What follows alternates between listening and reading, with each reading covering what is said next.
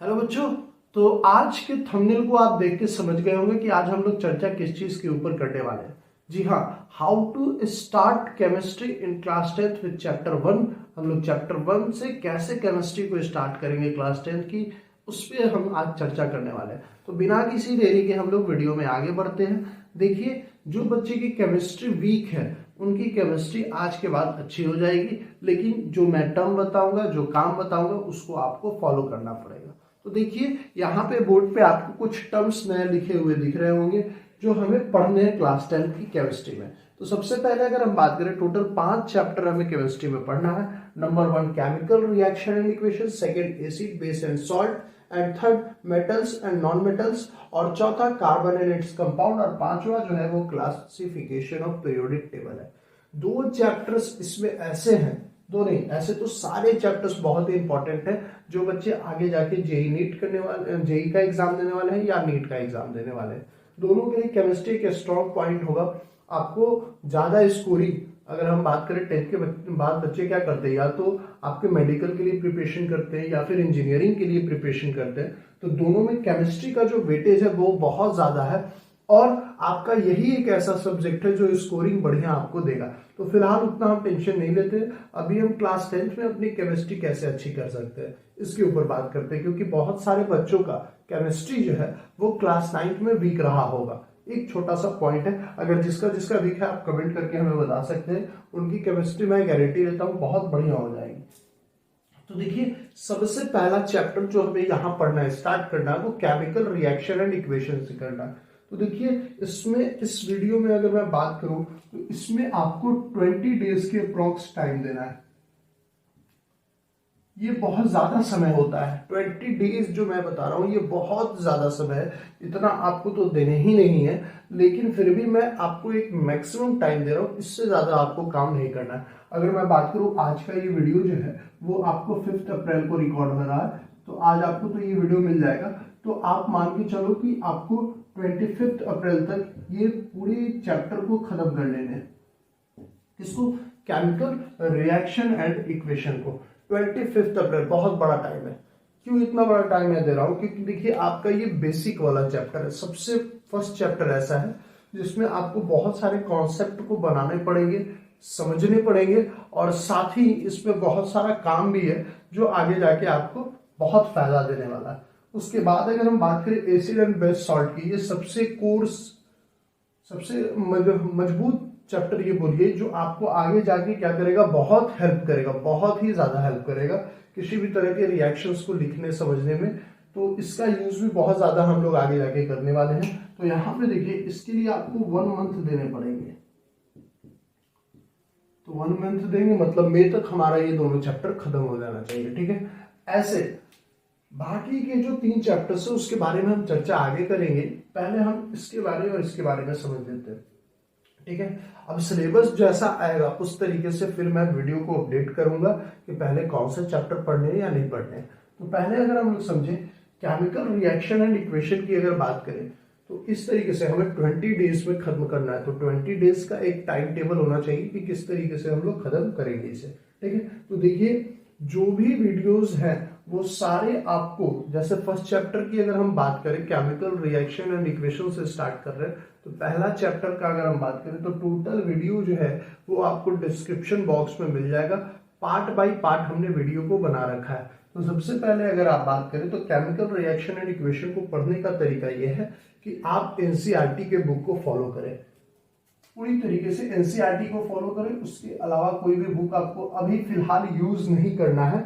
Use नहीं करना मतलब आप रख सकते हैं, उसको बगल में रख सकते हैं, और आपको जो टॉपिक्स कवर करने हैं वो सिर्फ और सिर्फ एनसीईआरटी से करने हैं, ठीक है। एनसीईआरटी में 2-3 चीजें दी हुई रहती है, जैसे एक बॉक्स बना रहता है, उसको आप देख सकते हैं। मैं कोशिश कर रहा हूँ कि आपको एक क्लिप दिख रही होगी जिसमें आप एक बॉक्स देख रहे होंगे, उसमें भी कुछ कुछ टर्म दे रहे हैं, तो वो भी टर्म को आपको कवर करना है, ठीक है। तो एनसीईआरटी से आपको क्या, क्यों एनसीईआरटी से मैं फॉलो करने के लिए बोल रहा हूं, क्योंकि एनसीईआरटी में आप देखिए टॉपिक बाय टॉपिक दिया हुआ है, 1.1, 1.2, 1.3 इस तरीके से।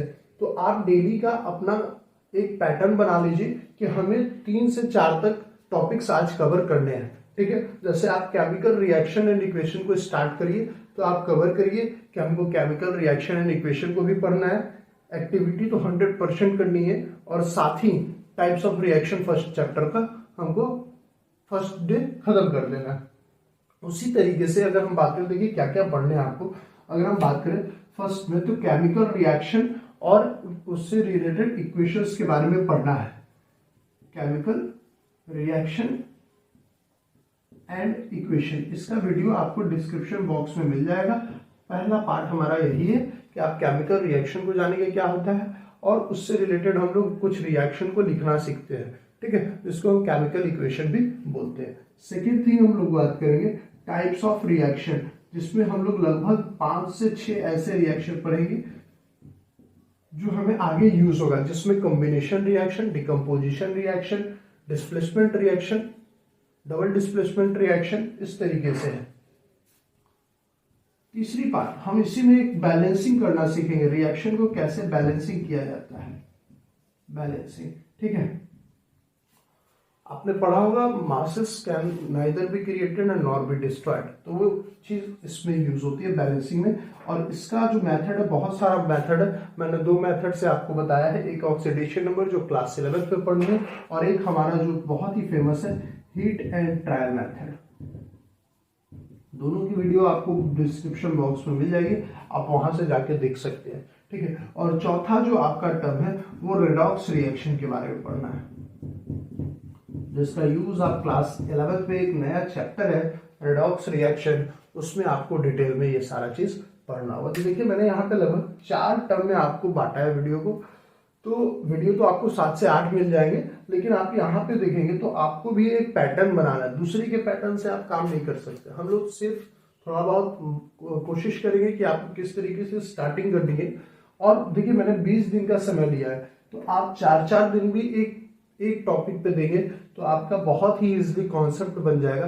और इन 4 दिनों में करना क्या है, तो अब ये इस पे हम चर्चा करने वाले हैं। तो देखिए ये कुछ आपके पास टॉपिक है जो आपको कवर अप करने हैं, और 4-4 दिन का आपको 5-5 दिन का टाइम मिल रहा है, सॉरी 5-5 दिन का आपको टाइम मिल रहा है। अगर 4 भागों में बांटिएगा तो 5 दिन मिलेंगे, अगर 5 भागों में बांटिएगा तो 4 दिन मिलेंगे। तो 4 दिन में क्या क्या आपको करने हैं, सबसे पहले बात देखिए, अगर आप केमिकल रिएक्शन एंड इक्वेशन पढ़े स्टार्टिंग में, तो सबसे पहले पढ़ने के बाद आपको उससे रिलेटेड जो एनसीईआरटी में क्वेश्चंस है रहते हैं, 2-4 क्वेश्चंस दिए हुए रहते हैं, उसको सॉल्व करना है सबसे पहला काम।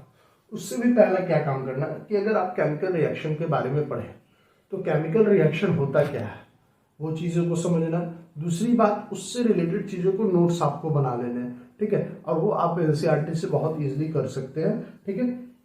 तो वहां से आपको केमिकल रिएक्शंस अगर आप पढ़ रहे हैं तो उससे रिलेटेड नोट्स सबसे पहले बनाने। सबसे पहला काम आपको 4 दिन का मैं अगर टाइम दे रहा हूँ, वो 4 दिन का, ठीक है, तो सबसे पहले काम क्या करना है कि आपको 4 दिन के समय में आपको क्या क्या करना है वो मैं बता रहा हूँ।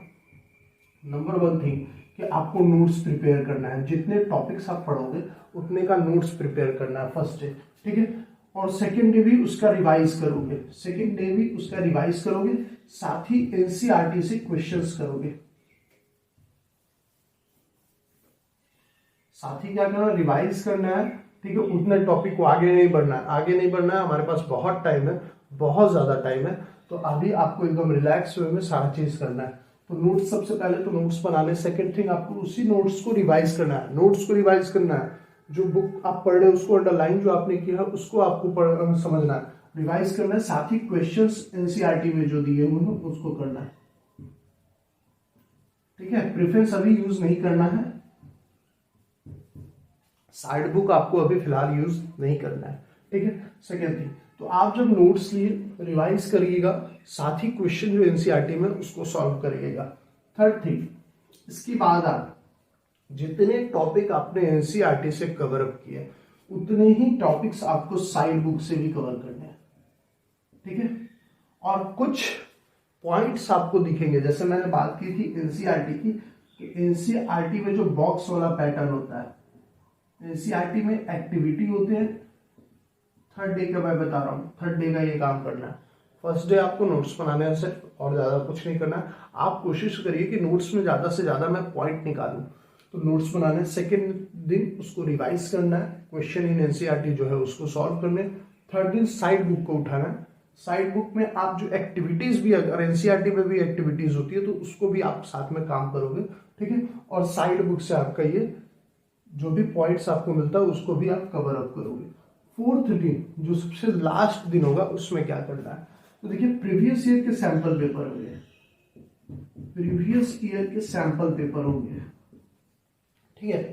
प्रीवियस ईयर के किसी दोस्त से मांग लीजिए, नहीं है तो गूगल से जाके डाउनलोड कर लीजिए, ठीक है। वहां पे आपको क्या करना है, या फिर आप देखिए या तो सैंपल पेपर यूज करिए या जो आप ये साइड बुक लिए हैं इसमें हर चैप्टर्स के क्वेश्चन आपको लास्ट में दिए हुए रहते हैं, उस क्वेश्चंस को आप सॉल्व कर लें, सॉल्विंग क्वेश्चंस, ठीक है। तो ये आपको 4 दिनों का काम है जो आपको करने हैं। सबसे पहले नोट्स बनाने हैं, उसके बाद उसको रिवाइज सेकेंड डे करना है, साथ ही क्वेश्चन इन एनसीईआरटी जो है उसको सॉल्व करना है। थर्ड डे साइड बुक से आपको फिर से वही काम करना है जो आप फर्स्ट डे किए थे। साइड बुक को पढ़ना है, जो भी पॉइंट्स मिलेगा उसको फिगर आउट करके बाहर करके कॉपी पे लिख लेना है। साथ ही एनसीईआरटी से जो एक्टिविटी है वो आपको जरूर से जरूर कंप्लीट करने हैं।